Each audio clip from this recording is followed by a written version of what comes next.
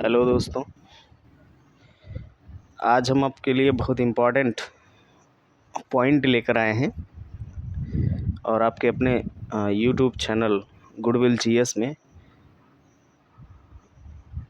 और इसमें हम एस्से लिखने के बारे में बात करेंगे कि कैसे एस्से लिखा जाता है। जितने भी कम्पिटिटिव एग्ज़ाम्स होते हैं, वो चाहे इंग्लिश में एस्से लिखने के लिए पूछते हों या हिंदी में लिखने के लिए, तो हमें उसमें कैसे क्या लिखना है, तरीका क्या होना चाहिए, समय सीमा कितनी हमें डिसाइड करनी चाहिए कि इतने समय के अंदर हम ये लिखेंगे। और उसके बाद जो है टॉपिक अगर है तो टॉपिक में क्या फैक्ट होना चाहिए और क्या उसके पॉजिटिव और नेगेटिव एस्पेक्ट्स होने चाहिए, इन सब के बारे में आज हम बात करेंगे। तो जैसा कि आप देख रहे हैं, हेडिंग है how to write an essay in competitive exams और इम्पॉर्टेंट टिप्स हैं कि कैसे हम कम्पिटिटिव एग्ज़ाम में एसे लिखें। ठीक, तो as most competitive exams test the writing skills of the students, so they conduct the descriptive test in which aspirants are asked to write essays, precise letters. So today in this blog, in this video, we will be discussing how you can write a good essay by following the below mentioned tips. Okay, तो जैसा कि आप जानते हैं कि हमें सबसे पहले ये ब्लॉग शब्द नहीं है, ये वीडियो होगा। तो जितने भी आप कम्पिटिटिव एग्ज़ाम होते हैं जिसमें आपको लिखना है, ठीक है, राइटिंग करनी है, वो मतलब उसमें कुछ ना कुछ ऐसे पूछा जाता है लिखने के लिए। तो अगर आपसे ऐसे पूछा जाता है लिखने के लिए, तो आपको कई चीज़ें आनी चाहिए, फैक्ट्स आने चाहिए, ठीक है, जिसके आधार पर आपके विचारधारा को, आपकी सोच को बोर्ड जो एग्ज़ाम कंडक्ट कराने वाला होता है वो चेक करता है कि how can you right, how do you think etcetera, मतलब कैसे आप जो है लिखेंगे, क्या सोचते हैं, ये सब, ठीक है। तो इसमें आपसे पूछा जाता है कि आप जो एस्से लिख रहे हो, ठीक है, एस्से लिख रहे हो या प्रिसाइज़ है या लेटर्स है, यानी पत्र है, प्रिसाइज़ है, आप आपकी जो है किसी टॉपिक पे आप कुछ लिख रहे हो, एस्से लिख रहे हो, तो आपकी सोच क्या है, आपके जो है स्किल्स क्या हैं, आपके शब्द चुनाव क्या हैं, ये सब वो चेक करता है। तो चलिए देखते हैं। An essay can be divided into 3 parts. एक एस्से को हम पहले 3 पार्ट में डिवाइड कर लेते हैं, ठीक है। 3 पार्ट कौन कौन से हैं? तो पहला इंट्रोडक्शन, जिन एस्से के बारे में, जिसके बारे में हमें लिखना है उसके बारे में हमें थोड़ा सा इंट्रोडक्शन देना होगा, 1 लाइन, 2 लाइन, 3 लाइन, जो भी हम दे सकें, ठीक है। पहले इंट्रोडक्शन देंगे, उसके बाद बॉडी। इंट्रोडक्शन के बाद मेजर पार्ट है बॉडी, और बॉडी में हमें बहुत कुछ लिखना होता है, फैक्ट लिखने होते हैं, फैक्ट के साथ साथ जो है डिटेल भी थोड़ा बहुत लिखना होता है, और उस डिटेल में हमें नेगेटिव और पॉजिटिव दोनों एस्पेक्ट्स रखने होते हैं, पहलू रखने होते हैं। उसके बाद जो हमारा अगला है वो है कंक्लूज़न में जो हमने उपरोक्त में लिखा है, ऊपर जो भी हमने लिखा है उसमें हम ये देखते हैं कि जो भी कुछ ऊपर लिखा गया हो, ठीक है, उससे संबंधित निष्कर्ष क्या निकल कर आ रहा है। पहली बात, उसमें राजनीति की भावना नहीं होनी चाहिए, यदि आप ऐसे लिख रहे हैं तो, ठीक है, वो राजनीति से प्रेरित नहीं होना चाहिए।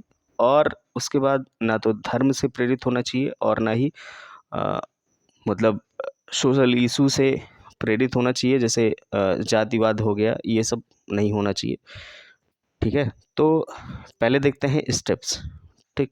डिवाइड करने के बाद हमें स्टेप्स फॉलो करने पड़ते हैं। तो पहले स्टेप्स में आइडेंटिफाई द टॉपिक। पहली बात, जिस टॉपिक पर आपको निबंध लिखने के लिए कहा जा रहा है, जो टॉपिक आपसे पूछा जा रहा है कि इस पर निबंध लिखना है, उसको पहले आप पहचानिए, आइडेंटिफाई करिए कि क्या लिखना है हमको, ठीक है। The most it is very important for you all to understand what is asked. सबसे पहली बात आपके लिए ये है इम्पॉर्टेंट कि आपको ये समझना है कि क्या पूछा जा रहा है, क्या आपसे पूछा जा रहा है, ठीक है। जैसे बहुत सारे लोग होते हैं, पूछ लिया जाता है कि वाटर कंजर्वेशन या वाटर प्रिजर्वेशन पर एक ऐसे लिखना है, तो वाटर प्रिजर्वेशन पर लिखना है और कौन से वाटर को हमें प्रिजर्व करना है। तो जैसे अगर जो है अंडरग्राउंड वाटर है तो उसको प्रिजर्व नहीं कर रहा है, अंडरग्राउंड वाटर के लेवल को बढ़ाना है और प्रिजर्व करके। तो अगर आप अंडरग्राउंड वाटर को प्रिजर्व करते हैं, ठीक है, तो प्रिजर्वेंस किसकी होनी चाहिए? तो सीधी सी बात है, रेन वाटर्स की होनी चाहिए, रेन वाटर की होनी चाहिए, ठीक है। तो इस तरह से हमें ध्यान देना है कि जो पूछा गया है उसमें जो है हमें करना क्या है, हमें उस टॉपिक को समझना है।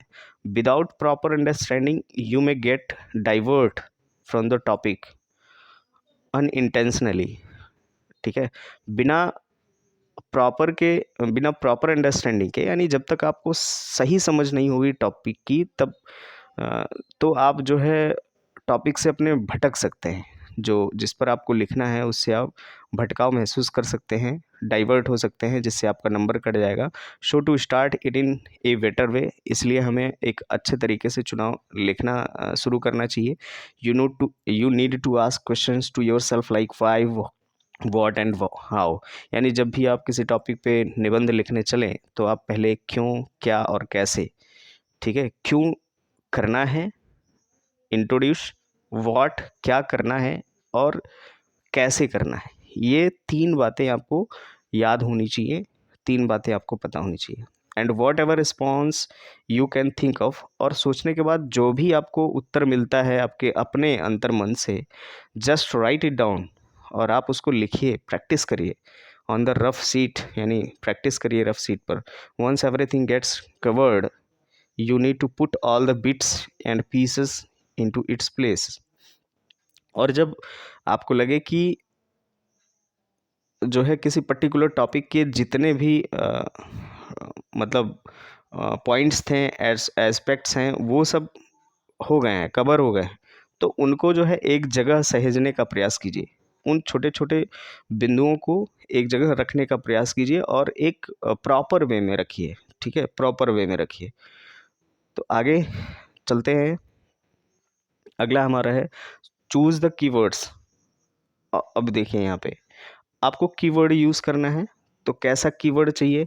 You need to choose keywords quite wisely, ठीक है। आपको कुछ कीवर्ड्स यूज़ करने हैं और वो बुद्धिमत्तापूर्ण होने चाहिए। You will get the hint of the keywords from the question itself. जो आपसे प्रश्न पूछा गया है, आप वहाँ से भी उस कीवर्ड को प्राप्त कर सकते हैं। The keywords should emphasise on the particular topic and build a better understanding. और जो कीवर्ड होते हैं वे जो है किसी भी विशेष टॉपिक पर, पर्टिकुलर टॉपिक पर आपकी समझ को अच्छा बनाने का में जो है हेल्पफुल होते हैं।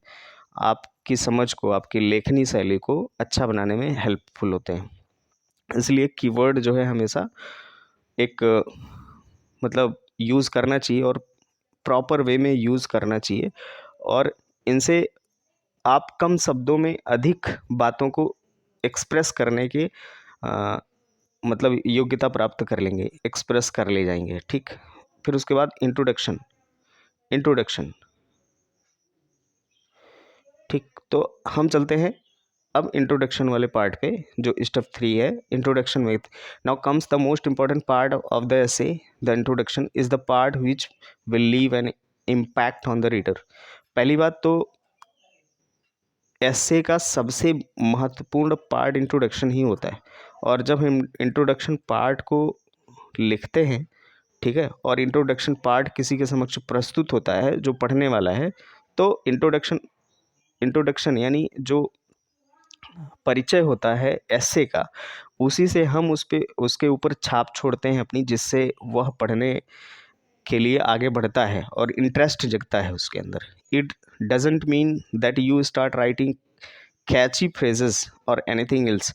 इसका मतलब ये नहीं है कि आपको वहाँ पे जो है ऐसे फ्रेजेस लिखना है ठीक है, जो काफ़ी कठिन हो, कठिन टाइप के हों, या जो है कुछ ऐसे वर्ड्स हों, ठीक है, जो एक से अधिक मीनिंग जो है एग्जर्ट करते हो, एक से अधिक मीनिंग बताते हो, तो you just need to make sure that you don't make a spelling mistake and any grammatical mistake in the sentences.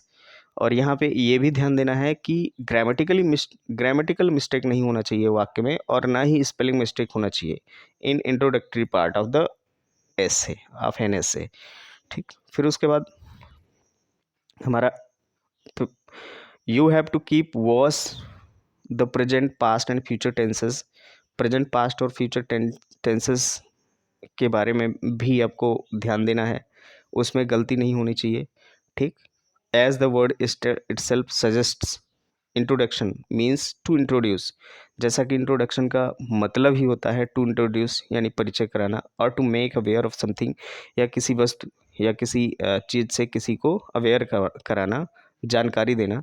तो it means you need to introduce the given topic of the reader, that is what does the topic means an introduction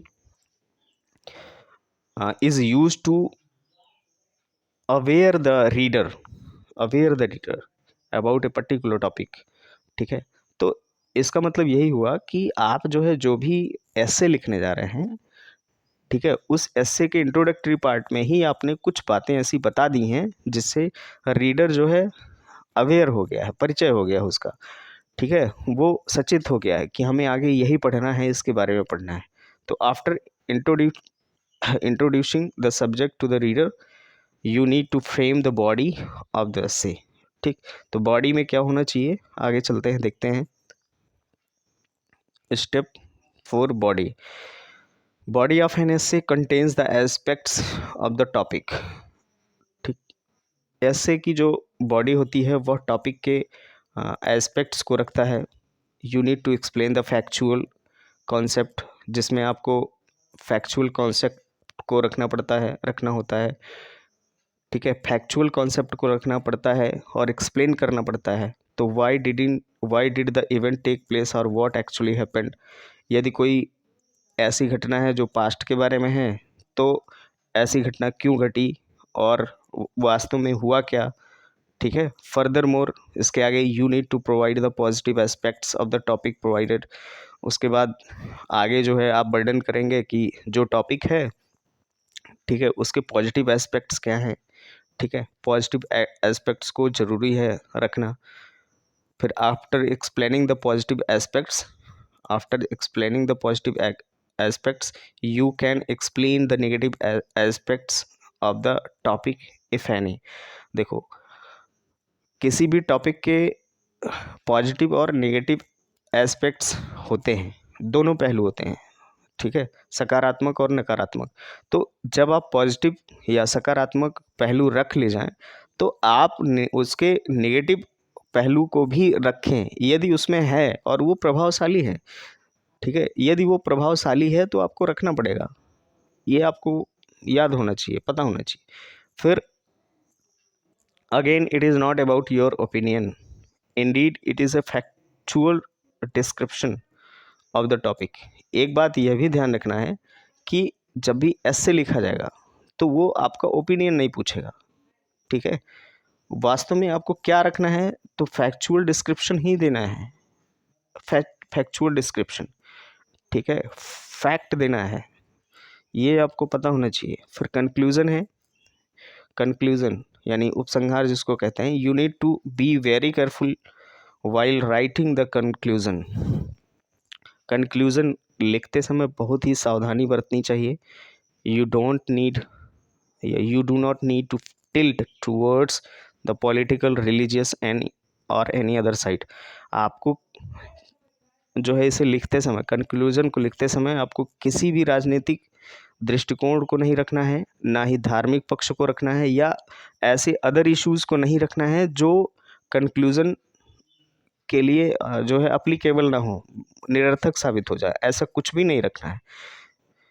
you need to provide a conclusion that what can be done for furthermore advancement, correction, etc., and what may be the consequences reading regarding the topic, always and your essay on A positive note. तो हमेशा आप ये सोचिए कि conclusion में जो भी कुछ आप लिखिए, ठीक है, वो समझिए कि जो टॉपिक है उसी से संबंधित होना चाहिए, उसी के कंसेक्वेंस से होना चाहिए, ठीक। और हमेशा उसको एंड करते समय हमेशा पॉजिटिव नोट छोड़िए वहाँ पे, यानी पॉजिटिव दृष्टिकोण ही रखिए, नेगेटिव नहीं रखना है, ठीक है। तो इसमें आप अपना पहलू रख सकते हैं, बॉडी में नहीं रखना है। Moreover, try to use simple words and simple sentences and avoid grammatical and spelling mistakes. याद रखिए, पूरे ऐसे के दौरान आपको ये चीज़ पता होनी चाहिए कि सेंटेंस सिंपल में हो, सिंपल वर्ड्स की यूज़ किए गए हों, सिंपल सेंटेंस हो, और ग्रामेटिकल मिस्टेक्स ना हो, स्पेलिंग मिस्टेक्स ना हो, ठीक है। तो इस तरह से आपको ऐसे लिखना है। फिर उसके बाद अगला है सम इम्पॉर्टेंट टॉपिक्स फॉर ऐसे प्रैक्टिस। कुछ जो है इम्पॉर्टेंट टॉपिक हैं और बार बार इनके बारे में पूछा भी गया है अलग अलग एग्जाम्स में। प्रधानमंत्री जनधन योजना, PMJDY, प्रधानमंत्री जनधन योजना के बारे में पूछा गया है। तो जैसे देखिए, अगर इसके बारे में पूछा जा रहा है तो क्यों पूछा रहा है, क्यों हमें क्यों लिखना है, इसे क्या लिखना है और कैसे लिखना है, ठीक है। तो इस पे आप प्रैक्टिस कर सकते हैं। वुमेन विमेन एम्पावरमेंट, ठीक, नारी सशक्तिकरण, इस पे भी कई बार प्रश्न पूछा गया है। ग्लोबल वार्मिंग, ठीक, वैश्विक तापन, डॉरी सिस्टम, दहेज प्रथा, प्राइवेटाइजेशन ऑफ पब्लिक सेक्टर, यानी जो पब्लिक सेक्टर है उसको जो है प्राइवेट कर देना, ठीक है। यानी गवर्नमेंट आजकल कर ही रही है पब्लिक सेक्टर, यानी जितने भी जो है पब्लिक सेक्टर की चीज़ें हैं, जैसे रेलवे हो गई, उसको प्राइवेट कर दे रही है, ठीक। फिर non performing assets, NPA, women safety, महिला सुरक्षा, क्लीन इंडिया कैंपेन, स्वच्छ भारत अभियान, FDI है, फॉरेन डायरेक्ट इन्वेस्टमेंट है। इन सब पर आप जो है ऐसे लिखने का प्रयास कर सकते हैं। फिर उसके बाद नॉन बैंकिंग फाइनेंस कंपनीज़, ठीक है, नॉन बैंकिंग फाइनेंस कंपनीज़, बहुत सारी ऐसी कंपनियां हैं जो बैंक नहीं हैं लेकिन फाइनेंस यानी वित्त से संबंधित हैं। Small banks and payment banks, small banks छोटे छोटे बैंक, और पेमेंट बैंक जैसे पेटीएम पेमेंट बैंक है, ठीक है। India and emerging market, Bharat एक उभरता हुआ बाजार। Role of technology in banking, banking sector में टेक्नोलॉजी अर्थात तकनीकी का अहम रोल क्या है। फिर पॉपुलेशन एक्सप्लॉइजन, ठीक, जनसंख्या विस्फोट, बैंकिंग इन इंडिया, भारत में banking, agriculture the backbone of the Indian economy, कृषि जो कि भारत की रीढ़ कही जाती है। India's relations with her neighbours, Bharat और उसके पड़ोसी देशों के साथ संबंध। टेररिज्म, ठीक, आतंकवाद, और रोल ऑफ द मीडिया, ठीक है, मीडिया का रोल क्या है। फिर नॉलेज इज़ पावर, ठीक, इस पर भी टॉपिक, ये इम्पॉर्टेंट टॉपिक है ये, नॉलेज पावर, ज्ञान ही शक्ति है। तो ये सब टॉपिक हैं जिससे आप जो है निबंध लिख सकते हैं और अपने राइटिंग स्किल्स को ग्रो कर सकते हैं, आप एग्ज़ाम में अच्छा नंबर पा सकते हैं, ठीक है। तो ये जो हमने टॉपिक दिया है प्रधानमंत्री जनधन योजना, वुमेन एम्पावरमेंट, इस पे हम बात करेंगे। इन सब एसेज को हम जो है डिस्क्राइब करेंगे, आपको इसमें क्या क्या चीज़ें लिखनी हैं, ठीक है। इसके अगले वीडियो में हम इसके बारे में बात करेंगे। तब आपको वीडियो अच्छी लगी हो तो सब्सक्राइब करें, शेयर करें, और यदि कोई क्वेरी हो तो कमेंट में पूछ सकते हैं। तब तक लिए जय हिंद, धन्यवाद।